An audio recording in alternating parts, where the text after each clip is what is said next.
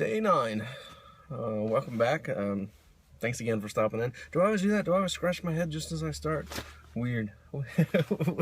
We humans is weird, you know. I'm just little things that we do, or little characteristics that we have. But I was watching myself as I filmed that, and I thought, you know what? I wonder if every one of these videos starts with a "Hey, welcome back." You know, it's just a little nervous reaction, a little nervous energy or something coming out. But you know, it is what it is.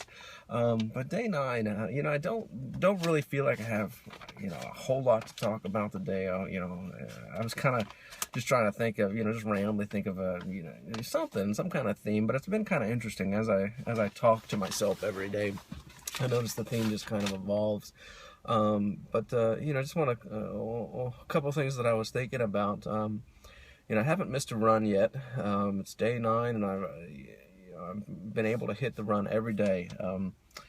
Now that's kind of become a little goal, not to miss it. You know, it's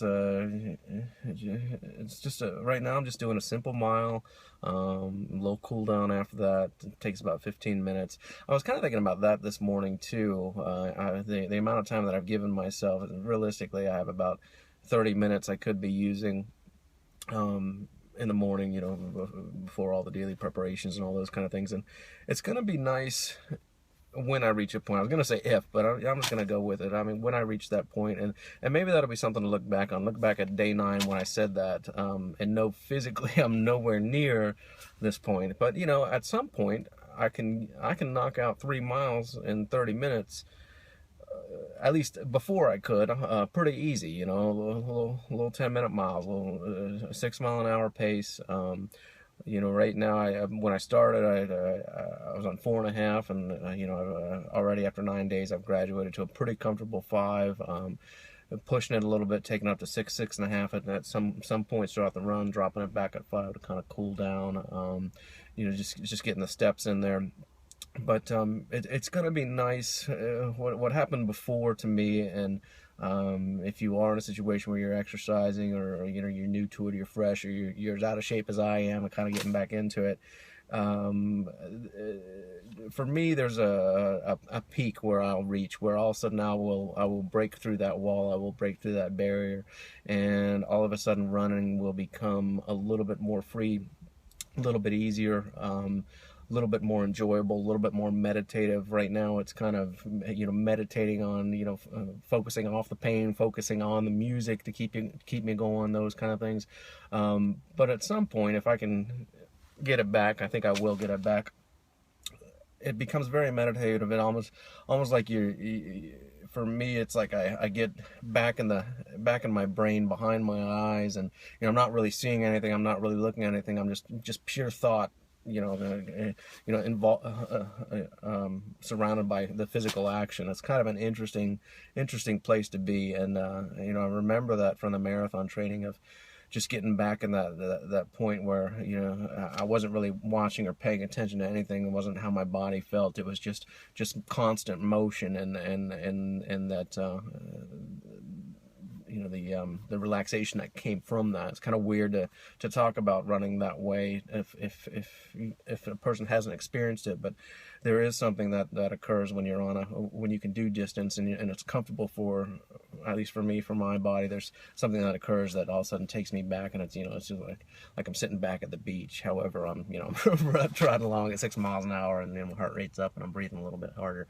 But it's a nice feeling. And you know, I was just thinking about that it's day 9. I've hit the run every day, even when I was on vacation, even, you know, was having a bad day, you know, those kind of things. I've managed to do it, and now it's just going to be kind of a stick to it. And you know, what's 10-12 minutes to run a mile out of my day? I can find that time, and I made excuses for it before, and it was really easy to make those excuses, and I can understand why I made those excuses. And you know, if somebody out there is in a situation where they are making excuses, I mean, it's part of life, and for me, it's just a decision that I made, and now I'm away from those excuses. And you know, now it's something that it's a part of my daily routine already into day 9. You know, and I was thinking, you know, it's interesting because I'll be able to see the peaks. It's nice tying everything into these videos. I'll be able to see, you know, the growth, the changes. And what was the other thing I was kind of thinking about? It was kind of along those lines. Forgive me for a second. Why? Let's see. Anyway, sorry about that little distraction. I don't know. I don't feel totally comfortable when when I see somebody approaching me and I'm recording, talking to myself, and sitting in a pickup truck. So it's anyway, just had to stop there for a second. But kind of get back on the train of thought. That was the other thing that I was going to talk about. One of my goals has been, I think I mentioned this, or one of my subset of goals, my little things that I click off every day has been stretching. And amazing how great my legs feel. I mean, 9 days into it, even when I was training for the marathon, or when I was working out, I never really stretched. It's just not something I enjoyed, or to me, it felt like a waste of time. In my mind, I didn't need to do it. I was, whatever the reason was, but I didn't. And just recently incorporated it because my legs did feel a lot tighter. I didn't feel, as I've gotten older, I didn't feel quite as flexible as I had been. And man, it's just amazing. I don't really feel myself getting more flexible at this point, but just the feeling in my legs, they feel so much freer as I'm walking around, and I'm sure that incorporates the running too. However, sometimes with running and exercising, I can feel my muscles tightening up, and then I'm not feeling that. So that little bit of making a note of stretching every day seems to be huge. One of the other things that's kind of spun off is, I've got one of my silly little goals is to be able to touch my toes. I can't tell you last time I was able to just bend over and touch my toes. A real goal would be to actually put my palms on the floor. Wow, that must be an amazing feeling for people that can do that. Sometimes we well, I guess you get a situation where you can do things and you kind of take them for granted. So I'm sure there's people out there that can, do all kinds of crazy flexibility stunts. But here I am. I'm a good 6 inches away from my toes. That's the level of my inflexibility. But we'll see where it goes. But again, it's just kind of cool that everything's tied together. Hopefully this will all work out, and in the end I can look back and I can, 9 months from now, laugh at the fact that I was 6 inches north of my feet when trying to stretch. But that was something that I noticed today, just how good my legs felt from stretching them every day. Now if I can start to incorporate the upper body. My upper body never really felt too tight though. Never really, it's always been my legs. My legs are something that I need to iron some kinks out, and if it comes down to it, I start stretching the upper body. I haven't been doing much weight training or lifting or anything like that. It's just a cardio and weight loss thing. And that's the other thing too, using that program. I mentioned the app MyPlate that I use, and there's several different ones out there. You can, if you're interested in something like that, you can kind of find the one that works best for you. But it's created a good habit. As I said, that's the thing that's interesting. I haven't had a sweet tooth in 9 days, and I'm a pretty big sweet tooth kind of person.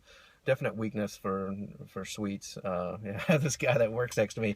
He only comes in on Saturdays, and he's an older gentleman. I think he just does it for fun. But comes in, he brings a whole tub of chocolate chip cookies and some mini Snickers bars or Reese cups or whatever his heart desires, and he puts them on his desk, and they're supposed to be for everybody. Here I am. I sit next to the guy, so. In the past, it was my Saturday. I felt awful because all I would do all day was every 10 or 15 minutes I would get up and grab a sweet, and that's how bad my sweet tooth is. But I don't know if it's from the fruit. I've probably eaten more fruit in the last 9 days than I have in the last year, because of the small goal of eating 2 pieces of fruit a day. So I don't know if that's doing it. I don't know if the fact that it's that I'm eating smaller meals, or I'm paying more attention to what I'm eating, or all those things combined. But I haven't had that. Oh man, I want the big bowl of chocolate ice cream. That hasn't hit me at all. It may at some point, but it kind of surprised me that I noticed that it's not there. And what that has to do with is could be from the different kind of sugars that I'm getting from the fruits.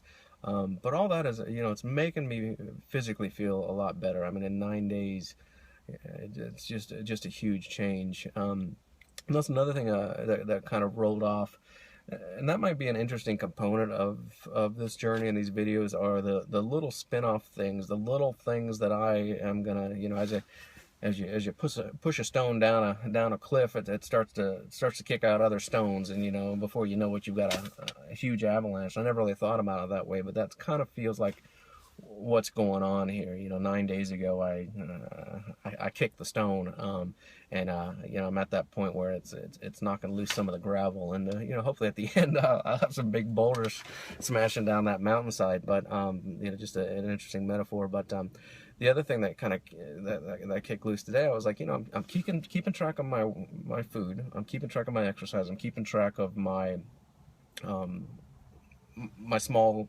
goals that I have to do every day, which are just a phenomenal difference to have that control. And I thought, what's my other area that's a weakness, and that's my financial area. I've always been the kind of person, if I have money, I spend money. Even I spend money even sometimes when I don't have money, and it's just kind of one of those things. And I've never really paid attention to what I spend my money on. So I found an app pretty easy to use, just a money tracker app. I'm not even sure if that might even be the name of it. I downloaded 3, and the first one that opened up, it seemed pretty easy, so I stuck with it. It was pretty nice. You just as you spend something, you put it in your categories. It then puts a little what are the graphs called, the pie charts together of where your money's going. You can see everything, and I have there's another service that I've used for a while, Mint.com, which you can look into and you can sign up for and add all your accounts. But I've never really. There's something about the mobility that is with a smartphone. So I don't really get on Mint. You can get on Mint on your phone, and I have the app, but it's not quite the same as physically, controlling what's going on as far as when I'm tracking it. It kind of tracks and puts into subsets what it decides the money is being spent on. This other app that I've downloaded, I now have more control, but it's kind of going to be, I think it's going to be a very useful tool. Also, I'm hoping it will discourage me from spending money. That's a big thing that I need to concentrate on, especially with trying to put together a small business. I think I really need to be smart about what I'm doing with my money right now, the money that I have coming in.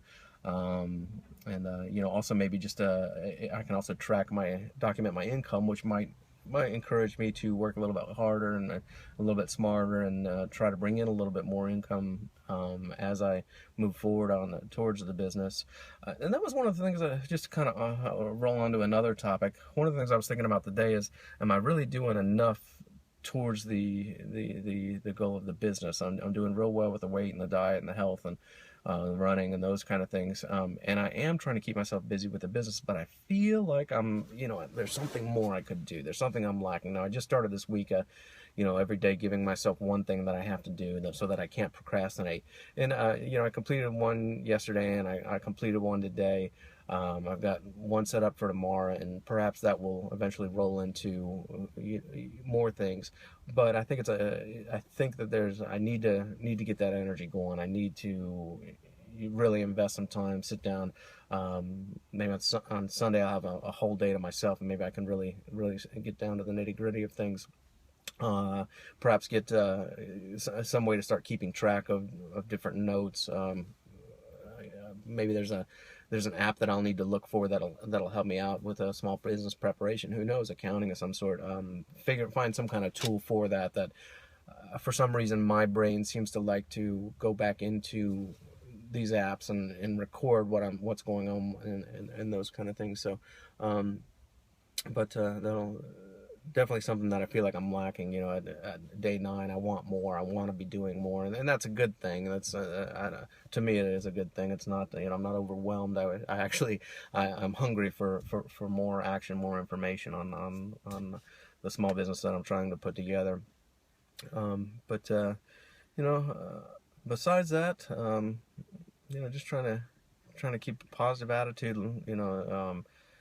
Letting ideas grow, listening to a lot of motivation. It's something I get into off and on, but every time I notice that when I do get into listening to different motivational speakers, it creates a different energy and generates a different energy, and it's something that's great for me, and it has a huge value, and something I really should concentrate on sticking with.